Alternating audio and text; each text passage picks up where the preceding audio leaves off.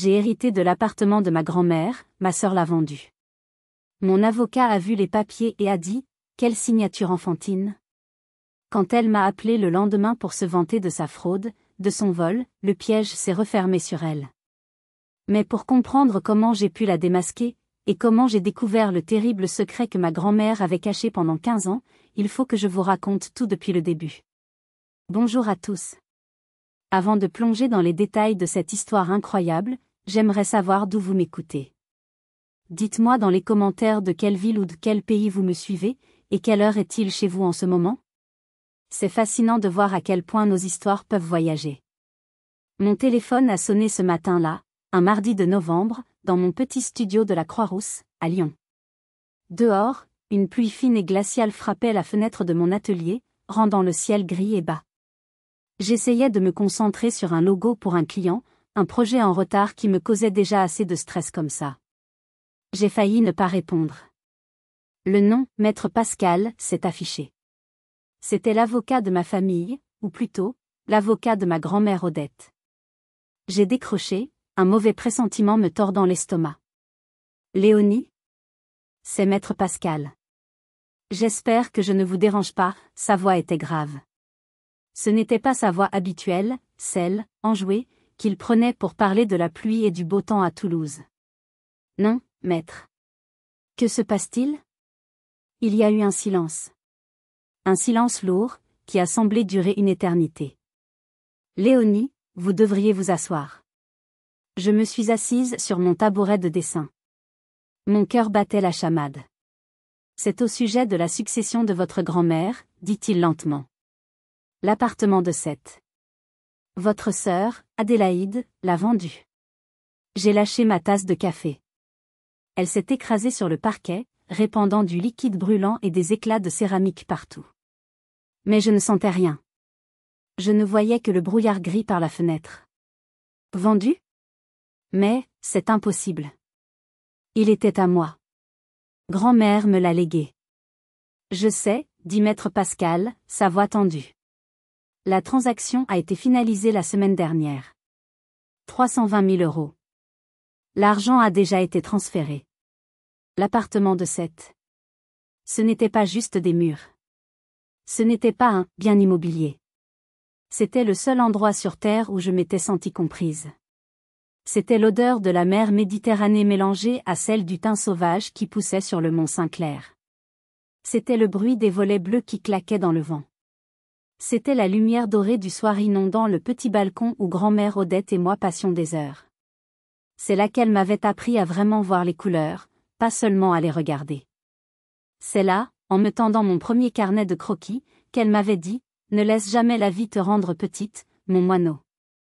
Jamais. Et maintenant, Adélaïde l'avait vendue. Ma propre sœur. La fille parfaite, l'enfant modèle.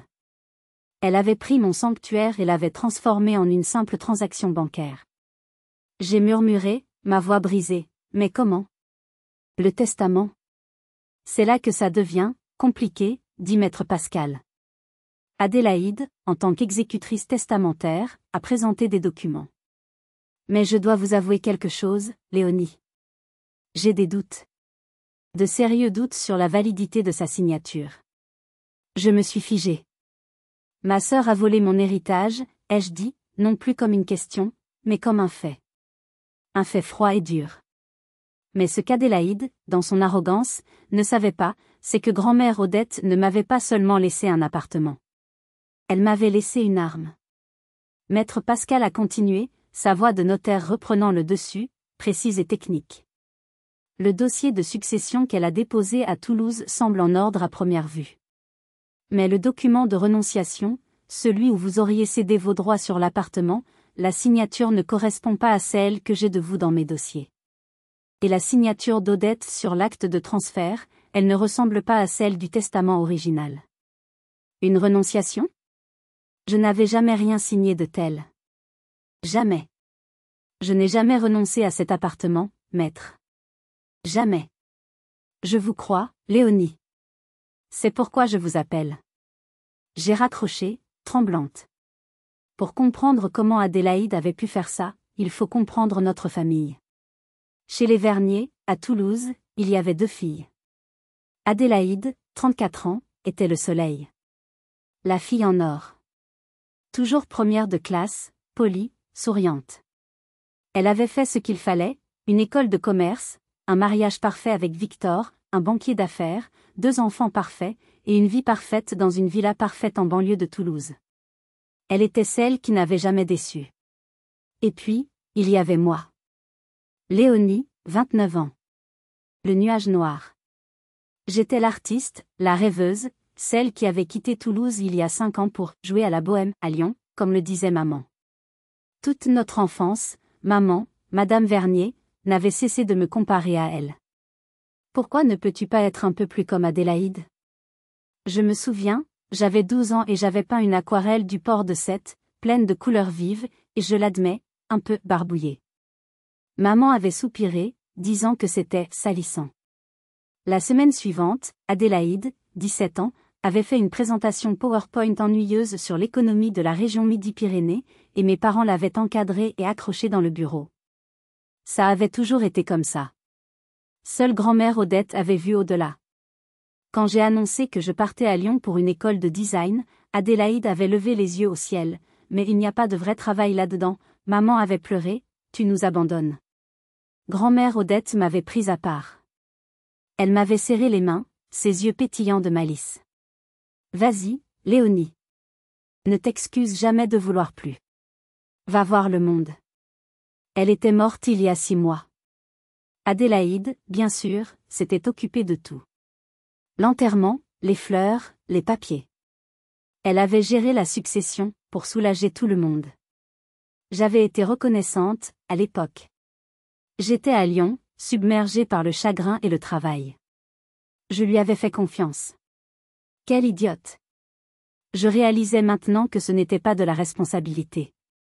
C'était une performance. C'était la première étape de son plan. Elle s'était positionnée comme la seule personne en charge, la seule personne fiable.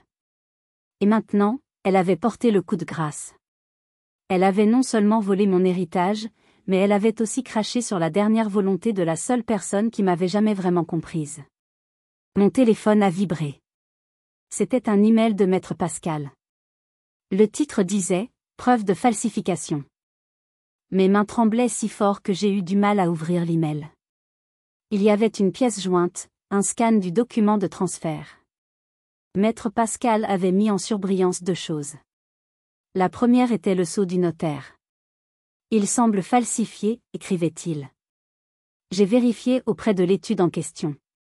Ils n'ont aucune trace de cet acte. La deuxième était la signature. Regardez attentivement, m'avait-il dit au téléphone. C'est ce que j'ai remarqué. C'est une signature étrangement enfantine. Il avait raison. Ce n'était pas la signature d'Odette, fluide et élégante même à la fin. C'était une imitation.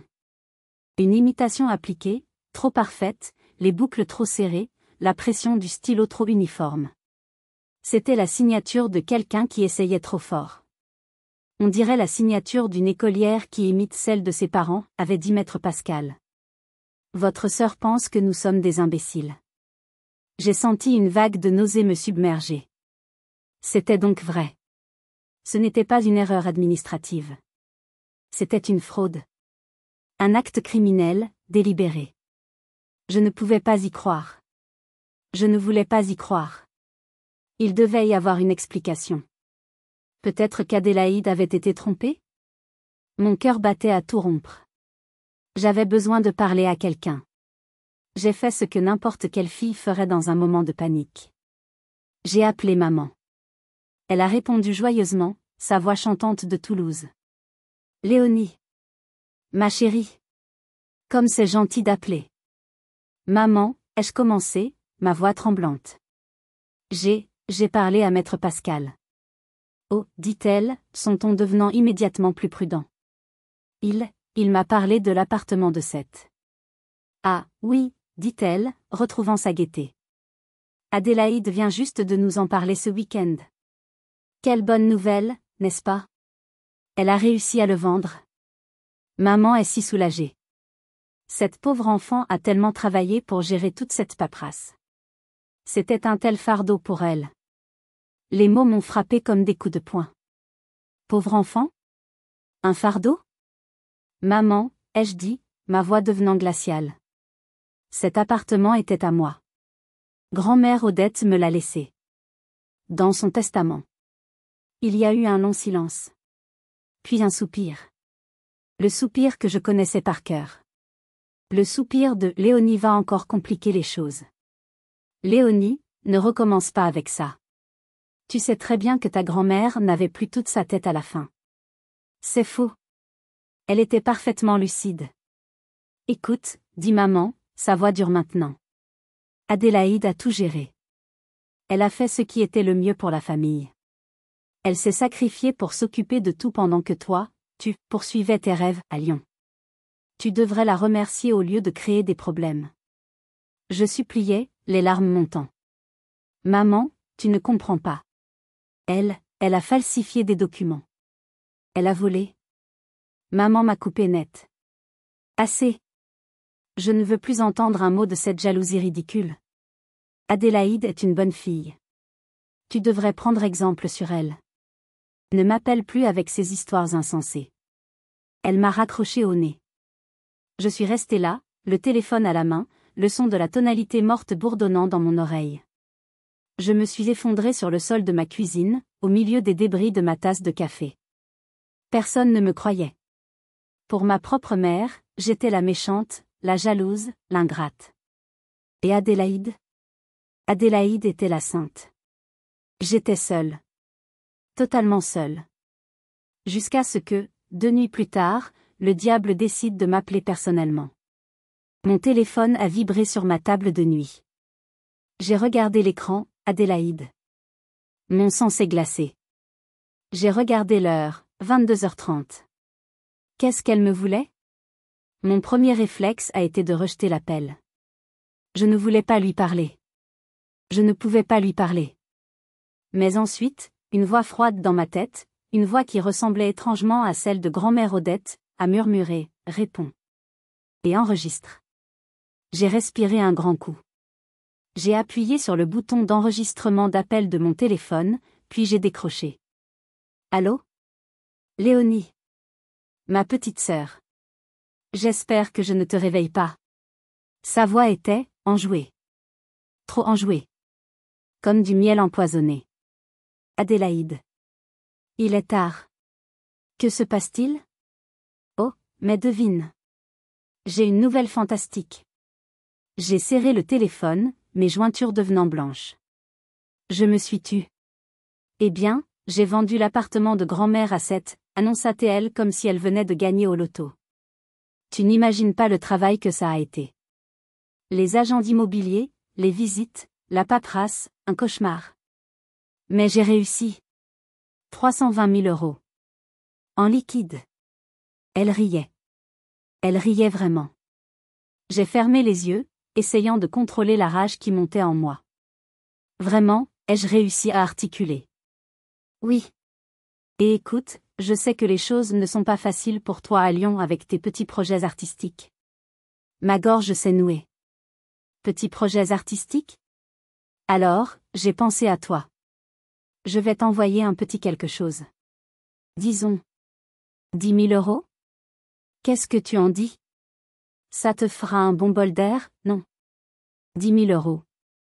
Elle venait de voler 320 000 € qui m'appartenaient, et elle me proposait 10 000 € comme on jette un os à un chien. Adélaïde, ai-je dit, ma voix dangereusement calme. Cet appartement était à moi. Son rire s'est arrêté net.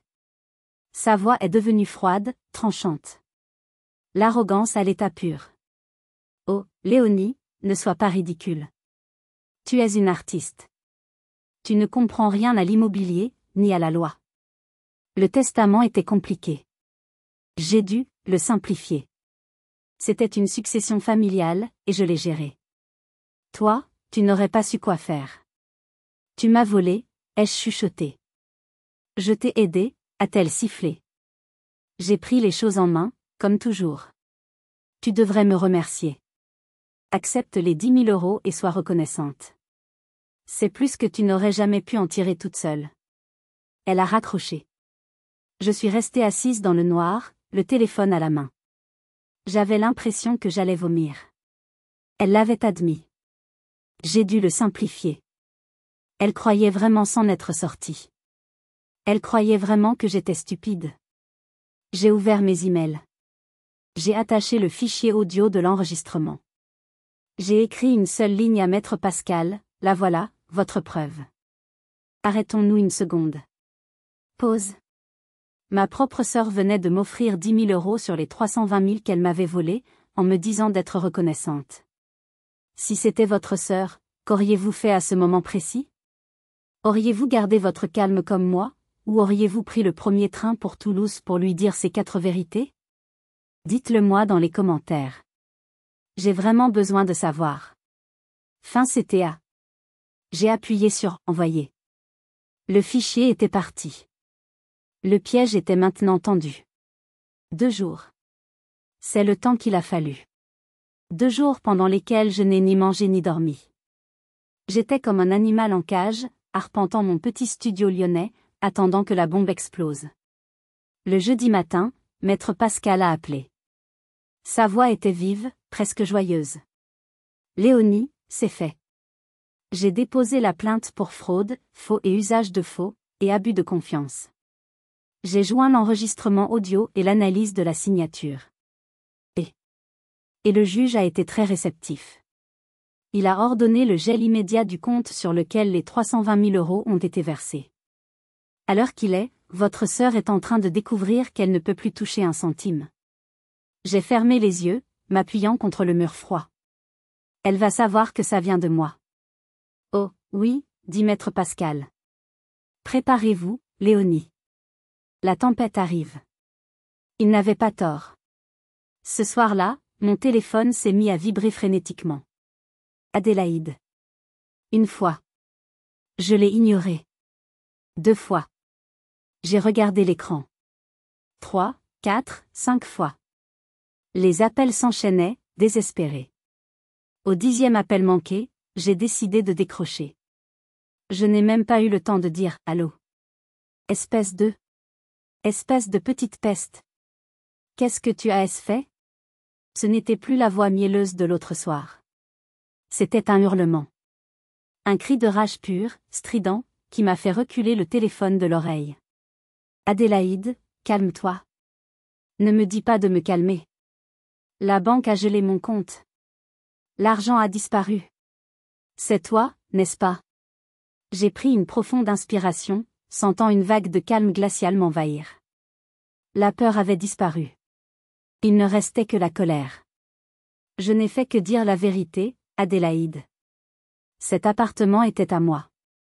Tu as falsifié la signature de grand-mère. Tu m'as volé. Il y a eu un silence. Puis un rire. Un rire sec, hystérique. Moi? T'es volé? Mais tu es complètement folle. Tu crois vraiment ça? Tu ne méritais pas cet appartement. Tu ne l'as jamais mérité. Sa voix était venimeuse. Tu as abandonné cette famille. Tu as abandonné grand-mère quand elle était malade. C'est faux, ai-je crié. J'appelais tous les jours. Je venais dès que je pouvais. Pendant que moi, j'étais là, a-t-elle hurlé. C'est moi qui gérais les médecins. C'est moi qui faisais ses courses. C'est moi qui l'écoutais se plaindre. C'est moi qui méritais cet appartement. Pas toi, la petite artiste égoïste qui s'est enfuie à Lyon. Tu n'es rien. Elle a raccroché brutalement. Le silence dans mon appartement était assourdissant. Tu as abandonné grand-mère. Ces mots résonnaient, trouvant la petite part de culpabilité que j'avais toujours portée. Je me suis assise sur mon lit, tremblante. Je savais que ce n'était pas fini. Quelques minutes plus tard, le téléphone a sonné à nouveau. Je m'attendais à ce que ce soit Adélaïde, prête pour le 2e round. Mais non. C'était maman. J'ai décroché, mon cœur battant la chamade. Maman? Sa voix était glaciale. Froid. Plus froid que la pluie de novembre sur mes fenêtres. Léonie. Que as-tu fait à ta sœur? Ce n'était pas une question. C'était une accusation. Maman, écoute-moi. Adélaïde a. Elle m'a appelé, m'a-t-elle coupé, sa voix dure. En larmes. Hystérique. Elle m'a dit que tu avais porté plainte contre elle. Que tu racontais à tout le monde qu'elle était une voleuse. Mais c'est la vérité, ai-je plaidé. Maman, elle a falsifié la signature de grand-mère. Elle m'a volé 320 000 euros. Assez, a-t-elle crié. J'ai sursauté. Maman ne criait jamais. Adélaïde nous a tout expliqué. Il y a eu une erreur dans les papiers, une confusion. Elle essayait de tout arranger pour le bien de la famille. Une erreur? Une confusion? Maman, ce n'est pas une erreur. C'est un crime. Elle me l'a avoué au téléphone. Puis, la phrase qui a tout fait basculer. Oui, elle me l'a dit, a dit maman, son ton dégoûté. Elle m'a dit que tu étais devenue tellement instable, à cause de ton stress à Lyon. Elle s'inquiète pour toi, Léonie. Elle pense que tu es paranoïaque. Que tu inventes des choses. Paranoïaque. Instable. Le sol s'est dérobé sous mes pieds. Adélaïde n'avait pas seulement volé mon argent. Elle était en train de voler ma santé mentale aux yeux de ma propre mère. C'était du gaslighting à l'état pur. Maman, tu ne peux pas croire ça. J'ai des preuves.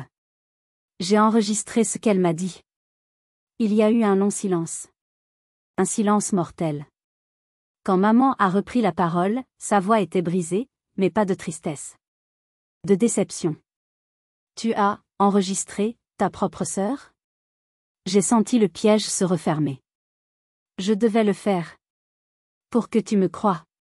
Oh, Léonie, a-t-elle murmuré. Dans quoi t'as-tu transformé? Cette haine, cette obsession pour l'argent et la justice. Tu es en train de détruire cette famille. Tu as détruit ta sœur. J'ai honte de toi. Elle a raccroché. Je suis restée là, le téléphone collé à mon oreille. J'ai honte de toi. J'ai glissé le long du mur. Instable. Paranoïaque. Haineuse. Et si c'était vrai? Dans le silence assourdissant de mon appartement lyonnais, à des centaines de kilomètres de chez moi, une pensée terrifiante s'est insinuée en moi. Et si j'étais folle? Si le chagrin de la mort de grand-mère, le stress de mon travail, si tout cela m'avait fait imaginer les choses? Adélaïde avait toujours été si parfaite. Maman l'avait toujours cru. Et si c'était moi, le problème? J'étais au fond du gouffre. J'avais perdu mon héritage, ma sœur, et maintenant, ma mère. Et je commençais à me perdre moi-même. Puis, une notification est apparue. Un email. De Victor. Le mari d'Adélaïde. Je suis restée figée devant l'écran de mon ordinateur. Victor. Le mari silencieux d'Adélaïde. L'homme qui semblait toujours être en arrière-plan, souriant poliment sur les photos de Noël, mais dont les yeux étaient toujours vides. Il ne m'avait jamais contacté directement de sa vie. Le sujet de l'email était simple, urgent. Il faut qu'on parle. Mon cœur a fait un bond. Était-ce un piège?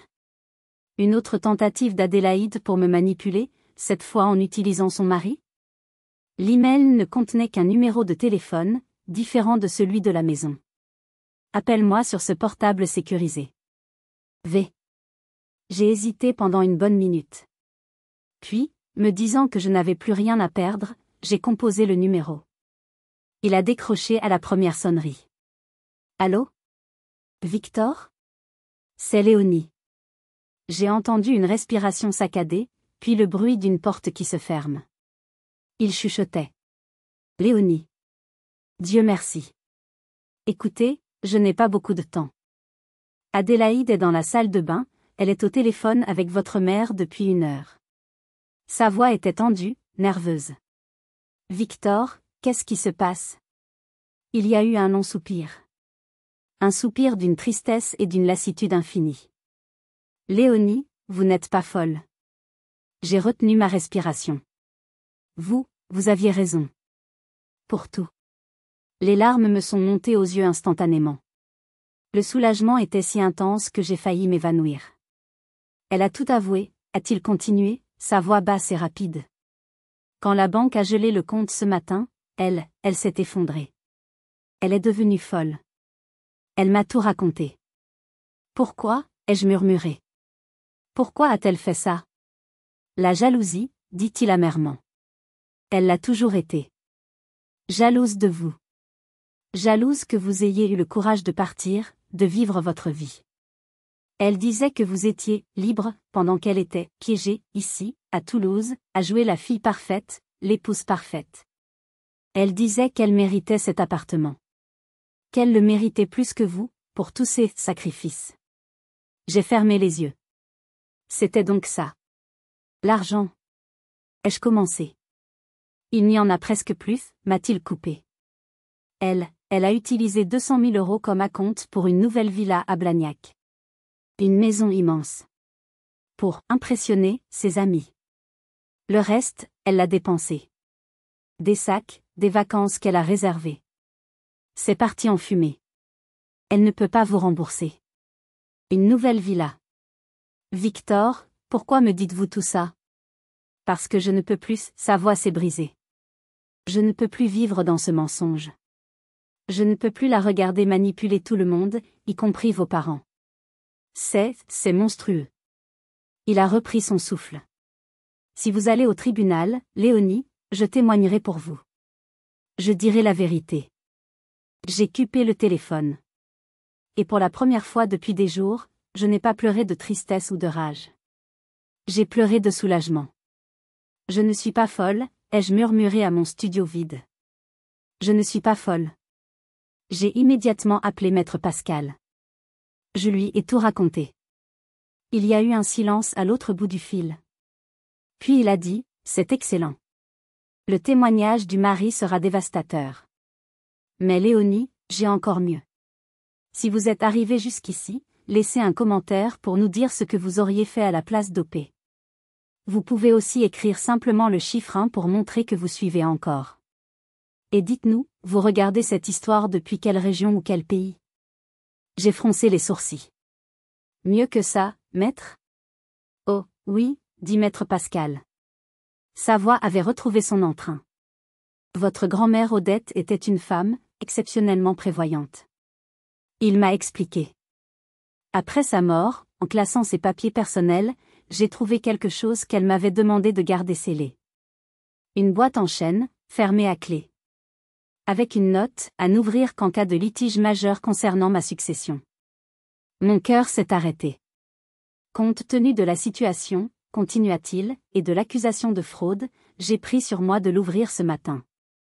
Et qui avait-il à l'intérieur? Deux choses, Léonie. D'abord, une lettre. Écrite à la main. Qui vous est adressée. Il s'est raclé la gorge et a commencé à lire. Ma chère petite Léonie, mon moineau. Si tu lis ceci, c'est que les choses ont mal tourné. C'est que l'argent a, encore une fois, montré son visage le plus laid. Je te lègue l'appartement de 7, car c'est un lieu de liberté, et tu es la seule de la famille à comprendre ce que cela signifie. J'ai peur pour toi. J'ai peur de la jalousie de ta sœur. Adélaïde voit le monde en chiffres et en possession. Toi, tu le vois en couleurs et en sentiments. Ne la laisse pas te briser. J'ai étouffé un sanglot. Elle avait su. Elle avait toujours su. Ce n'est pas tout, dit Maître Pascal. Il y a la deuxième chose. L'arme, comme vous disiez. Qu'est-ce que c'est? C'est un reçu. Un reçu d'un prêteur sur gage de Toulouse. Datant d'il y a 15 ans. Je ne comprenais pas, 15 ans? Oui. À l'époque, Adélaïde avait 19 ans. Le reçu concerne un collier. Un collier de diamants. Celui que votre arrière-grand-mère avait légué à Odette. Je me souvenais de cette histoire. Adélaïde l'avait perdu. La famille avait été dévastée. Elle ne l'avait pas perdu, Léonie, dit Maître Pascal. Elle l'avait mis en gage. Pour 5 000 €. Pour partir en vacances à Ibiza avec un petit ami que la famille désapprouvait. Le reçu est la preuve qu'Odette elle-même est allée racheter le collier un mois plus tard. Elle a gardé le reçu. Elle a gardé le secret pendant 15 ans. J'étais sans voix. Ma sœur. La fille en or était une voleuse. Depuis le début. Ma grand-mère n'était pas seulement gentille. Elle était sage. Elle avait pardonné à Adélaïde, mais elle n'avait pas oublié. Elle avait gardé cette preuve, au cas où. Ma grand-mère m'avait laissé la vérité. J'ai respiré profondément, sentant la colère froide et la détermination remplacer le chagrin. Maître Pascal, ai-je dit. Est-ce que l'avocat d'Adélaïde a appelé? Justement, dit-il. Ils veulent négocier. Ils proposent 150 000 € pour que vous abandonniez les poursuites. J'ai ri. Un rire sec, sans joie. 150 000 €? C'est une insulte. Qu'est-ce qu'on fait, Léonie? On va au procès?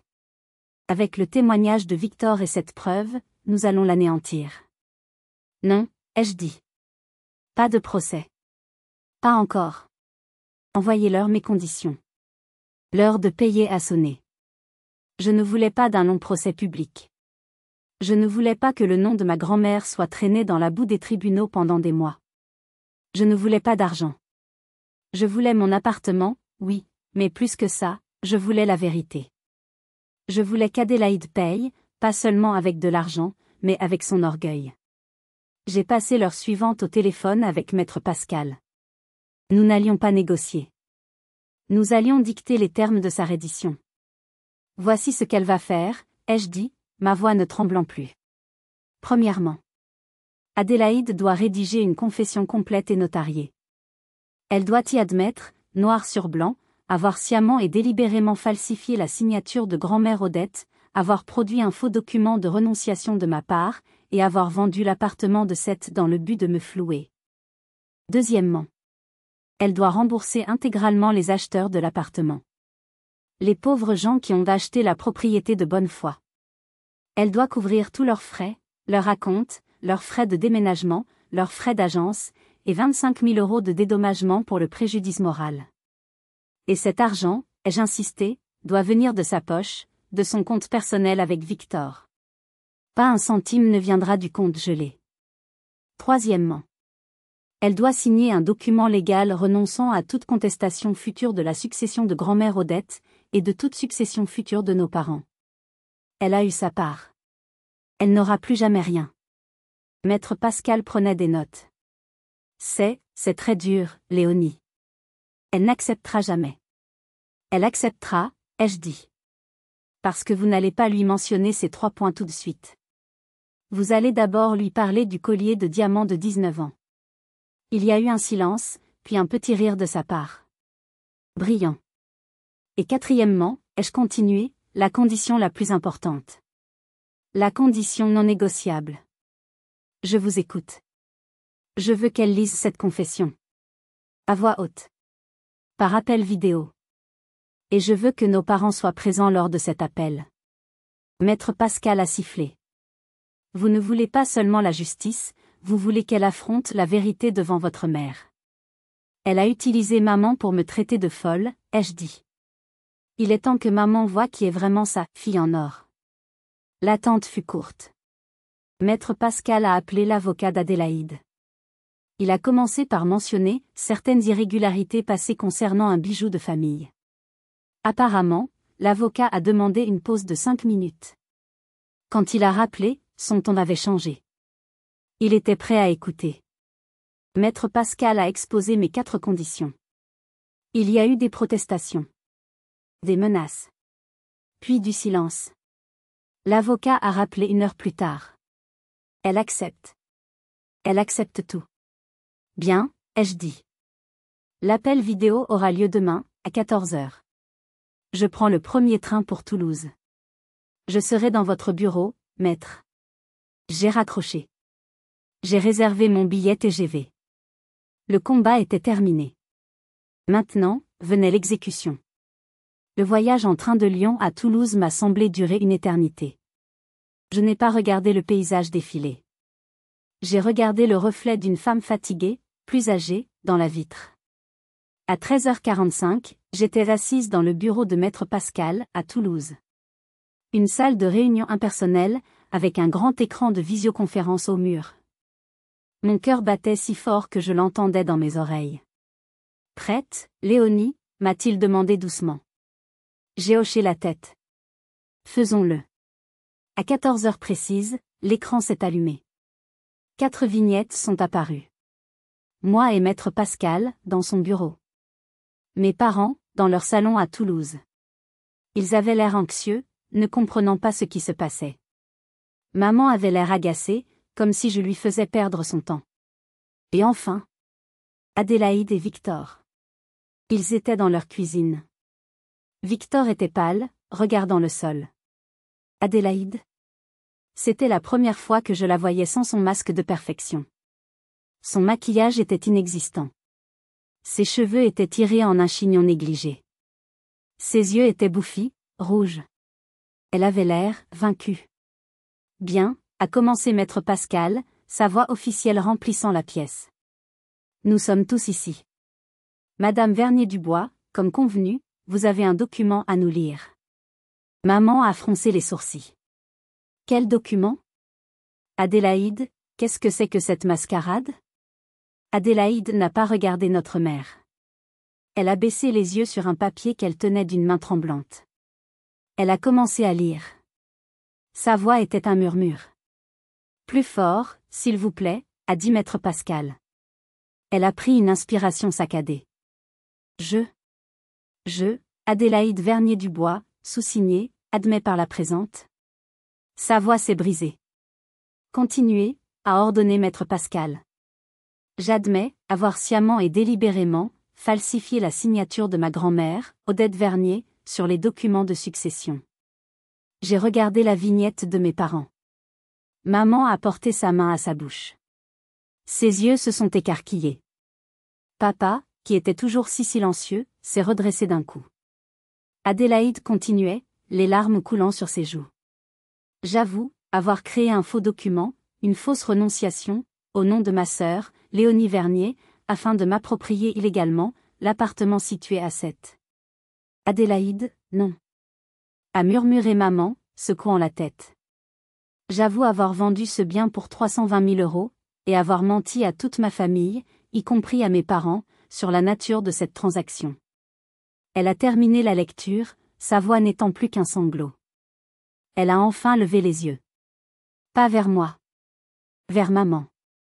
Le silence était total. Maman la regardait, son visage décomposé par l'horreur et l'incrédulité. Adélaïde? A-t-elle chuchoté, sa voix brisée. Pourquoi? Pourquoi nous as-tu menti? Adélaïde n'a pas répondu. Elle s'est juste effondrée en sanglots, la tête entre les mains. Papa s'est levé et a quitté la pièce sans un mot. Maman a regardé la caméra, ses yeux trouvant les miens. J'y ai vu une douleur que je n'avais jamais vue auparavant. Puis sa vignette est devenue noire. Elle avait coupé la connexion. Maître Pascal a pris la parole. Merci, madame. Nous avons ce qu'il nous faut. Il a mis fin à l'appel. C'était fini. Le mensonge était mort. Je suis restée assise, immobile. Je m'attendais à ressentir de la joie, du triomphe. Mais je ne ressentais qu'un vide immense et lourd. J'avais gagné. Mais qu'est-ce qu'il restait? Les semaines qui ont suivi ont été un flou administratif. Maître Pascal, fidèle à sa parole, a tout géré. La vente de l'appartement de 7 a été annulée. La confession notariée d'Adélaïde a été enregistrée. L'argent du compte gelé a été utilisé pour rembourser intégralement les acheteurs floués. Adélaïde et Victor ont dû payer les 25 000 € de dédommagement de leur poche. J'ai repris possession légale de l'appartement. Un week-end, j'ai pris le train de Lyon à 7. C'était la première fois que j'y retournais depuis l'enterrement. J'ai ouvert les volets bleus. L'odeur de la mer et du thym m'a envahi. Mais ce n'était plus pareil. Les souvenirs heureux étaient désormais souillés par l'avidité et le mensonge. J'ai su que je ne pouvais pas le garder. J'ai appelé maître Pascal. Vendez-le, s'il vous plaît. La vente a été rapide cette fois. 350 000 €. Quand l'argent est arrivé sur mon compte, je l'ai regardé pendant un long moment. Puis j'ai ouvert mon ordinateur, j'ai rédigé ma lettre de démission de l'agence de design, et j'ai loué un petit local commercial dans le Vieux-Lyon. 3 mois plus tard, j'ouvrais Atelier Odette, mon propre studio de design graphique. J'ai utilisé l'argent, non pas pour m'acheter une villa ou des sacs à main, mais pour acheter ma liberté. Exactement comme grand-mère l'aurait voulu. Les nouvelles de Toulouse me parvenaient au compte-gouttes. Adélaïde et Victor s'étaient séparés. La pression avait été trop forte. Il avait tenu parole et avait tout confirmé à mes parents après l'appel. Adélaïde avait dû vendre la fameuse villa de Blagnac à perte pour payer ses dettes. Sa réputation de « fille en or » à Toulouse avait volé en éclats. Elle avait dû retourner vivre chez mes parents. Je n'ai ressenti ni joie ni pitié. Je n'ai ressenti rien. Un après-midi, 1 mois après l'ouverture de mon studio, j'ai reçu un petit colis. Il venait de Toulouse. L'écriture était celle de maman. Mon cœur s'est serré. Je l'ai ouvert. À l'intérieur, il y avait un écrin en velours usé. Je l'ai ouvert. C'était la vieille montre de grand-mère Odette. Celle qu'elle portait tous les jours. Une simple montre en argent, au bracelet patiné par le temps. Il y avait un mot de maman. Juste 3 mots. Elle aurait voulu. J'ai pris la montre. Elle était froide. Je l'ai retournée. Pour la première fois de ma vie, j'ai remarqué la gravure minuscule au dos. Une gravure que je n'avais jamais vue. Le monde t'attend. J'ai attaché la montre à mon poignet. Le lendemain matin, maman a appelé. J'ai regardé le nom « Maman » s'afficher sur mon téléphone. J'ai hésité. Puis j'ai décroché. Allô? Léonie? Sa voix était faible. Fragile. Je ne l'avais jamais entendue comme ça. J'ai reçu la montre, maman. Merci. Il y a eu un long silence. J'ai entendu sa respiration, un peu tremblante. Ton studio? A-t-elle commencé? Atelier Odette. C'est un joli nom. Les larmes me sont montées aux yeux. Merci, maman. Elle a pris une grande inspiration. Ta grand-mère, elle serait fière de toi, Léonie. Elle a fait une pause, et j'ai entendu un sanglot étouffé. Et je le suis aussi. Pardonne-moi, ma chérie. Pardonne-moi de ne pas t'avoir cru. J'ai fermé les yeux, laissant les larmes couler. Je te pardonne, maman, ai-je murmuré. Ce n'était pas parfait. Ce n'était pas magique. La cicatrice de la trahison d'Adélaïde serait toujours là. La relation brisée avec ma mère ne se réparerait pas en un jour. Mais c'était un pont. Un début. Aujourd'hui, je vous parle depuis mon studio. Le soleil se couche sur la Saône, peignant les façades de Lyon en rose et or. Je touche la vieille montre en argent à mon poignet. Son tic-tac est calme, régulier. Je ne parle plus à Adélaïde. Peut-être qu'un jour, dans 10 ou 20 ans, nous le pourrons. Ou peut-être pas. Finalement, Adélaïde a volé un appartement, mais dans sa tentative de me détruire, elle m'a donné la chance de me retrouver. Elle m'a forcé à me battre, à trouver ma propre force. L'héritage véritable de grand-mère Odette, ce n'était pas les briques et le ciment de Sète. C'était le courage. Le courage de partir. Le courage de se battre pour la vérité. Et le courage de vivre sa propre vie, authentiquement, même si l'on doit se tenir seul. Et ça, personne ne pourra jamais me le voler. Merci beaucoup d'avoir écouté mon histoire jusqu'au bout. Pause. Je sais que ce fut long, mais cette trahison familiale était une épreuve que je devais partager. Je suis sûre que beaucoup d'entre vous ont, malheureusement, vécu des drames similaires autour d'un héritage ou de conflits financiers familiaux.